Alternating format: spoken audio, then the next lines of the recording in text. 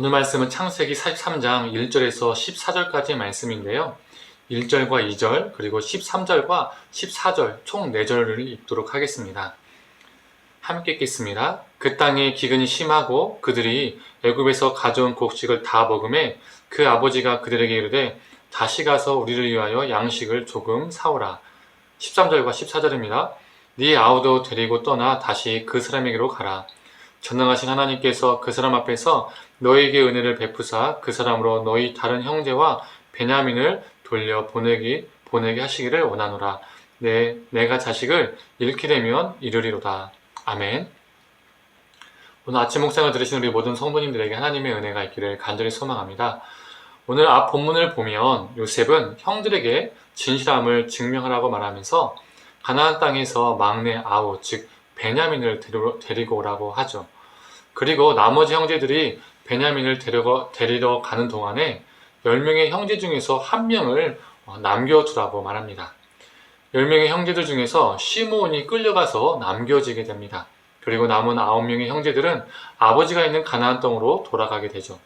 그 상황을 아버지 야곱에게 그대로 고하게 됩니다. 이 상황을 듣게 된 야곱은 9명의 자신의 아들들을 원망합니다. 요셉도 없어졌고 시므온도 없어졌고 이제 베냐민도 빼앗기게 되게 생겼다라고 정말 원망하고 또 울분을 토하게 되죠. 야곱은 결정을 해야만 했습니다. 베냐민을 나머지 아들들과 함께 애굽으로 보내서 시므온을 구해올 것인가, 아니면 베냐민이 어찌 될지 모르니까 베냐민을 지킬 것인가 라는 선택의 기로에 놓인 것이죠. 심지어 르우벤은 아버지에게 베냐민을 살려서 다시 데려오겠다라고, 그렇지 않으면 자신의 아들들을 죽이라고까지 말했지만 야곱은 듣지 않았습니다. 그리고 야곱은 선택했습니다. 야곱은 시므온을 못 보게 된 것은 안타깝지만 베냐민을 잃을 가능성이 높다고 생각해서 베냐민을 보내지 않기로 결정을 한 것이죠. 그의 선택은 두 아들을 어떻게 살릴 것인가의 고민이 아니었습니다. 그의 선택은 시므온을 버리고 베냐민을 살리는 선택이었던 것이죠. 이전에 요셉을 향한 편애가 베냐민으로 옮겨간 것을 우리는 알 수 있습니다. 야곱에게는 다른 부인들의 아들들보다 자신이 매우 사랑했던 라헬의 아들들이 중요했습니다.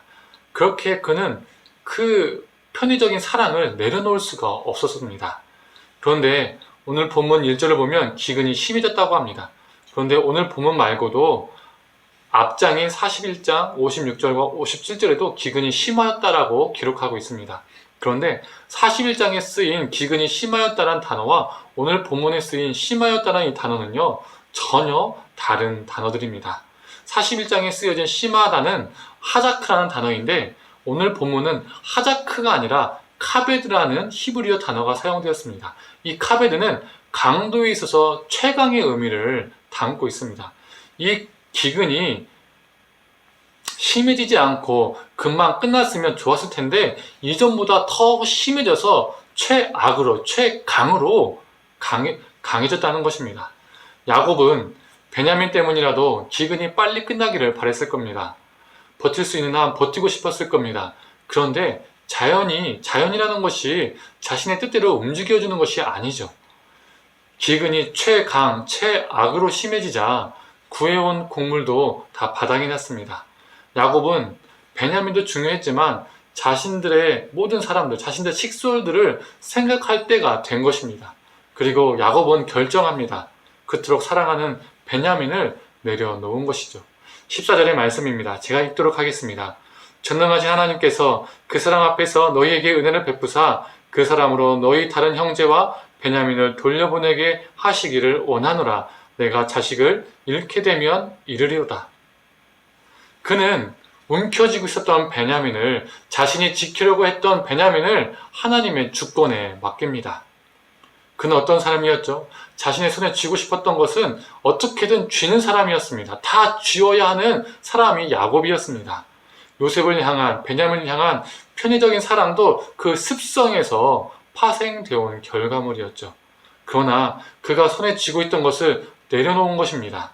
그는 기근이라는 시련을 통해서 조금 더 성숙한 사람이 된 것입니다. 만약에 기근이 멈추고 기댈 구석이 있었다면 야곱은 베냐민을 애굽으로 보낼 생각 따위는 하지 않았을 겁니다.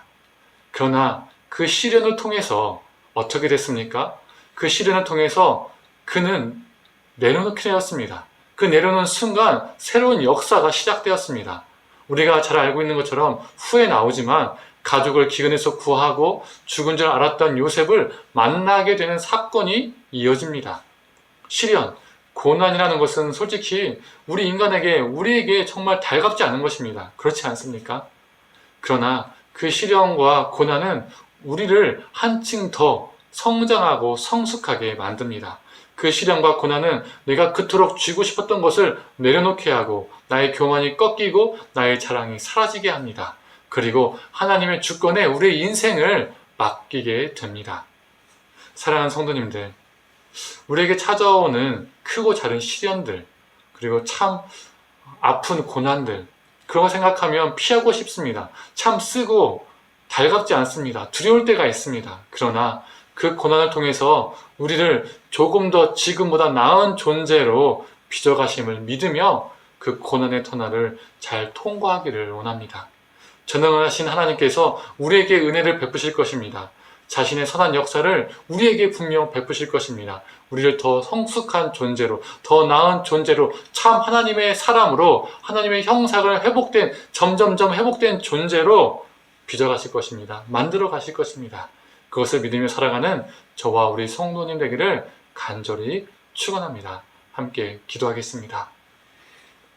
하나님, 야곱은 요셉을 향한 편애가 또 베냐민을 향했고, 베냐민을 움켜쥐고 자신 스스로 지키려 했고, 또 이 야곱의 삶은 자신이 갖고 싶었던 것을 늘 품으며 쥐며 살았던 존재였습니다. 그러나 그 강한 카베드의 기근을 통해서, 시련을 통해서, 고난을 통해서 그는 자신이 쥐고 있던 것을 놓게 되었고, 자신의 아들마저도 자신의 힘이 아닌 하나님의 힘에, 하나님의 주도권에 내려놓게 되었습니다. 그리고 그는 그 시련을 통해서 더욱더 한층 더 성장하고 성숙해졌습니다.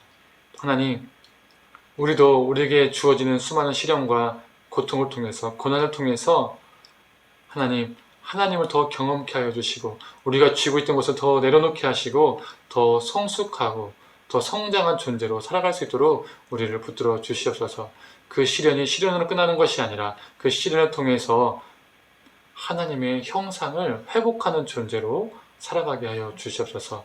감사드리며 사랑에 많으신 예수님의 이름으로 기도드립니다. 아멘.